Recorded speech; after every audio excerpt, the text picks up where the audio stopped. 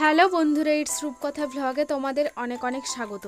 তো আমি একটা লাঠি নিয়েছি আর একটা ছোটো লাঠি নিয়েছি। এবারে এই আংশিটাকে ভালো করে বেঁধে নেব, কারণ আজকে খেকসা পারবো। কালকে তোমাদেরকে দেখিয়েছিলাম যে আম গাছটার ওইগুলোতে প্রচুর খেকসা হয়েছে, তো ওগুলো আজকে পারবো।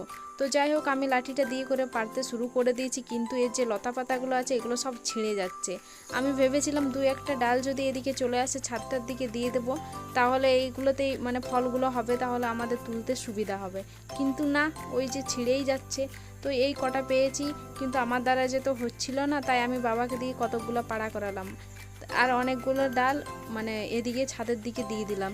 তো এতগুলো হয়েছে। তো এই খেকসা পাড়ার জন্য আমাদের কতগুলো লাঠি লেগেছে তোমরা দেখতে থাকো।